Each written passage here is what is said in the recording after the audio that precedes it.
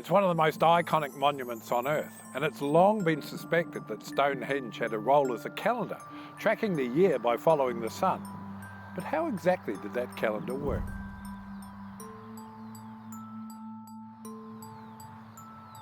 Nothing to do with the calendar, just curious.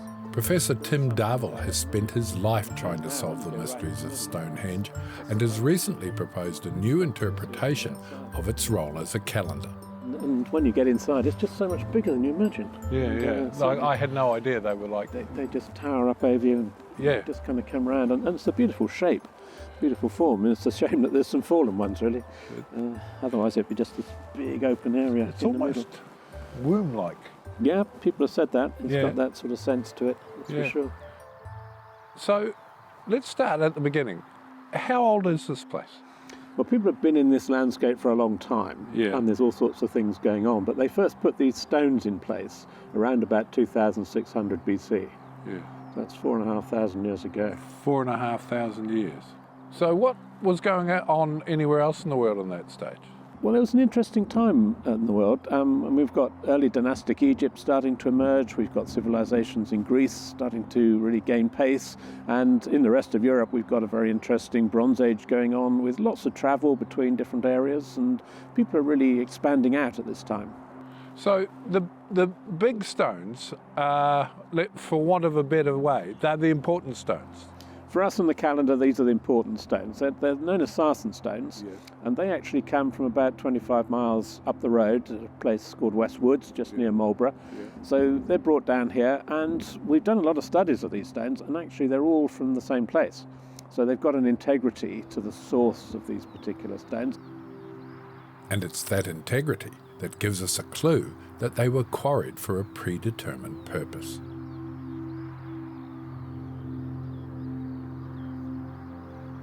So when they put the stones together, they build them on what we call principal axis. And that axis stretches from the horizon on the midsummer sunrise, which is to the northeast, just through the stones there, right down to the midwinter sunset, which is towards the southwest. Okay, which sunrise. is sunrise there, sunset over there. And the stones... The stones are arranged around them. So that axis runs right through the middle of all the sarsen stones and the way that they're set up. That's the first clue that this is about timekeeping. Yeah, this is the first clue, that it's about timekeeping, and it's about the sun. The sun is the crucial element of this. So tell me how your calendar works. Well, we've been looking at the stones and wondering what they all mean and thinking about the integrity of them. And then I noticed that there was a pattern to the numbers in the way that the stones were built. And the obvious starting point was the notion that there was a month represented by 30 days, represented by the 30 uprights of the sarsen circle. And 30 days in a month of that duration gives you a nice starting point for a calendar, which is actually not so unfamiliar to us today. So what you do is you go midsummer or maybe midwinter. We start with midwinter, I think, because the shape of this interior structure takes the eye. These are graded in height, you can probably see. They're graded in height so that the focus is on that horizon towards the southwest, and that's where the sun sets in the midwinter. So that's a great starting point. So that's day zero, day one or day zero? Well, that's when the calendar starts, as it were, and you start therefore counting from the entranceway. That's your first day of the month, and you go round and you go round 12 times. Oh, okay, so you go... Start. End of the year. Or beginning of the year. Beginning of the year, because you're waiting for winter to be over. Yeah, exactly. Because it's cold and it's bitter and you're hungry. Exactly. You want to start the new year, much like we do in the middle of winter, in fact. But you start the new year there, you come to the first stone on the circle, which is this one here, and you go round. Okay, so Tim, I'm the timekeeper. Yep. The priest or the timekeeper. So I've seen midwinter, and I've seen the sun start to move, and I take my marker. And you put it right down there. And I go, day one. Day one. That's day one stone. Day one, month one. Day one, month one. Pick it up, and I go. Here we are. Day two. That's it. And then everybody who comes into the site can see exactly which day of the month it is. And I keep doing this. Every day you move it on one. For 30 days? For 30 days, by which time you're back where we started.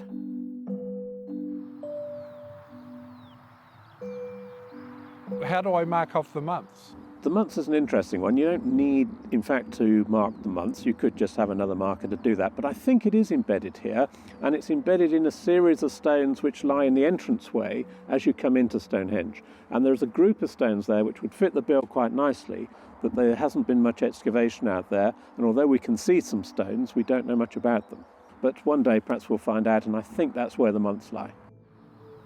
So that's the months. But we were very fortunate about the day we were there. You can work it out absolutely perfectly. The day we're standing here is month 5, day 16, and day 16 stone is that one over there. The one on the right outside? Just behind the big tall one we can see there. Oh, that's magical. Yeah, That's so that is today's stone. So each of those stones in the outer circle represents a day. So today's stone? Today's stone. It's pretty impressive, isn't it? And, it's actually very... It's very happy that it's the one that survived. Yeah, it's very happy for us that it's the one that survived. Yeah, there it is, month 5, day 16 on the Neolithic calendar. So according to Professor Darville's calendar, the year was divided into months, similar to ours. But what about weeks? Okay, so this is the interesting stone, and I think this marks the beginning of the second week. It's stone 11, and you can see it's a little bit narrower than all the others. It's lost a little bit off its top, I'm afraid, so it would have been the same height, but it's much narrower, and of course the gap is therefore a bit wider around. But it's a nice old stone. It's gorgeous, but it marks the second week of 10 days. Yes, so the month is divided into 3 weeks, each of 10 days. A bit different from now when we use 7. Yeah, because 7's just a convention, isn't it? It's just a convention. It doesn't have to be 7. No. We could change it back to 10 if we want to. We could change it back to 10, and when we think our way into the Neolithic mind, 10 days makes a nice week. And if Professor Darville's calendar is correct, the marker for week 3 is even clearer. This is the start of the third week, yeah. And as you can see, it's another narrow stone, very distinctive, and of course the gap next to it is wider, and it's a beautiful stone, but it's very distinctive. That's actually what struck me. These are much more sculpted now that I'm this close to them. When they were originally made, they must have been really something. Yeah, they've been very carefully shaped. It's almost as if they were working wood, but they were really working stone. So they shaped the sides, they shaped the top, they put little joints on the top, and the lintels all fit together in a very nice way. Somebody's gone to a lot of trouble to really make this monument fit together. So if we take 4,500 years of erosion away, these must have been really something when they were first built. It would have looked shiny and new in that sense, but when you strip back the modern lichen and you strip back the patina that's come on the stones, these would have been white, a white pinky kind of colour, and they would have glistened as the sun shone on them. You would have seen it from a long way back, and you would almost have been dazzled when you came into the site where we're standing now. So for the people coming here, it must have looked amazing. It would have been unique. It's completely unique. It's unique in Northwest Europe. In fact, it's unique in the world. It's very, very different from all the other stone circles that we have in Britain. It seems to me this is more of a scientific instrument than it is a sacred instrument. Well, I think it's both, and in prehistory we have to recognise that these things go together very much. And having a calendar built into your sacred site is all about making sure that you're here when the gods are ready to help you for healing or for giving an indication of the future or for helping you through crucial moments, festivals, ceremonies, these kind of things. So you need a calendar to make sure that you're in time with the gods. It's not just to remind you that, oh God, thank God, winter's over. No, I think it's much more sophisticated than that. So we've done our 12 months of 30 days. Gives us 360. So we're 5 days short. We're 5 days short. And those 5 days are rather crucial because they become what we know as the intercalary month. It's the sacred month. It's in a sense the most important month because it goes around the winter solstice. And I think they're marked here by these trilithons. And we've got 5 of these trilithons. One in front of us, absolutely complete. We've got the next one complete as well. And then we've got the third one, which would originally have been higher still, but unfortunately one of the sides, the left-hand side here, is fallen, it's on the ground. We've also got the lintel, which is fallen and now on the ground, so we have to put that back up on the top, this one back upright, and that gives us the tallest of the trilithons. Then we've got the fourth one, which is intact and rather well preserved. And then the final one, the fifth one, is here. Again, we've got one upright surviving. The other upright is fallen. It's broken on the ground in front of us. This is it here. This is in front of us now. Right. And we've got the remains of the lintel here on the ground as well. So we have to put that back up on the top. And that gives us those 5 great trilithons overlooking the centre of Stonehenge. And these are much bigger and more monumental almost because they are the sacred month. That's because they're the sacred month. We don't know what they represent, but many people think these are probably representations of the deities, the important gods who looked after Stonehenge. And the interesting thing is that we now know that the gods of this kind of period are very often divine twins. Artemis and Apollo, for example. And so representing twins by 2 uprights linked by a lintel would make perfect sense. So there is a 13th month in this calendar, but it's only 5 days long. Exactly right. There's a 13th month. It's the intercalary month, and it's 5 days long, and it's the sacred festival of Yule at midwinter. When the gods were closest to these people. When the gods are closest. Now, one problem that calendar makers face is keeping the calendar in pace with the seasons. Yeah. And the easy solution to that is what we know as a leap year.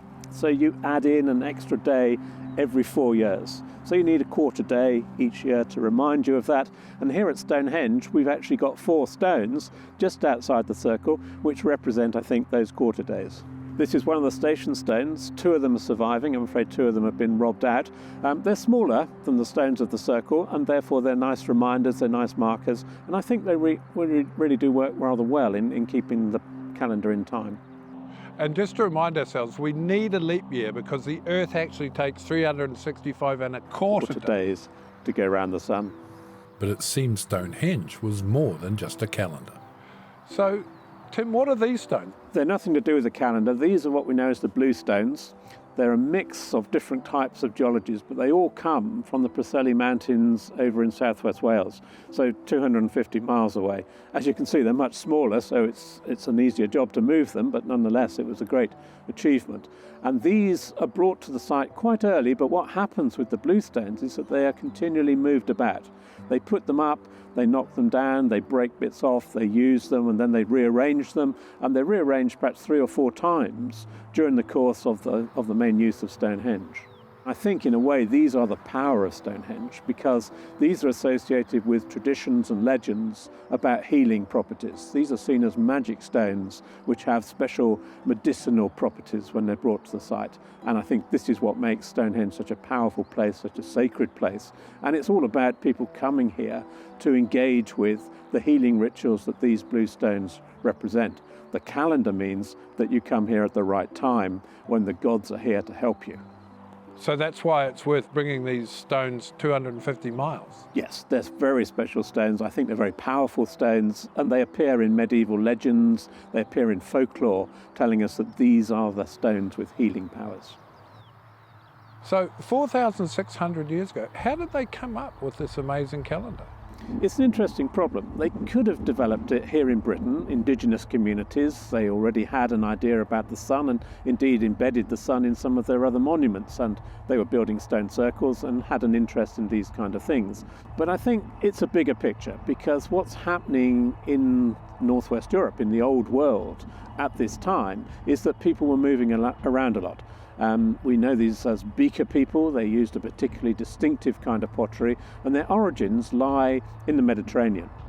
And it's the Mediterranean where we see this kind of calendar first developing. In fact, it was in Egypt around about 2700 or so BC, just a little bit before Stonehenge, where they developed a calendar very like this one, which is known as the Egyptian civic calendar, and it has a period of a month of 30 days. They have the 10 days in their week, and they have a special 5-day extra month at the end. There's some other differences beyond that, but the basic core of it is very, very similar. And we have support for the idea that there are connections across very wide areas of the old world with archaeological finds. We can see that they're trading. Egypt is trading out into the Mediterranean around Crete, for example. Crete and southern Greece is trading with areas further north. Those areas are trading with areas further north still into what would now be France and Spain. And of course, communities here in Britain are trading with people in France and Spain. So we've got, as it were, all the components of the chain of linkages which moved across the Mediterranean, perhaps, as it were, community to community, hop, skip and a jump across, and eventually finds its way up here because it's a very convenient way of reckoning time, and of course it's the basis of our modern calendar today. Of course, not everybody agrees with Professor Darville's interpretation, but one thing even less people seem to agree on is how this wonderful place came to be here at all. So Tim, sadly we almost need to go, but I've got one sort of final question.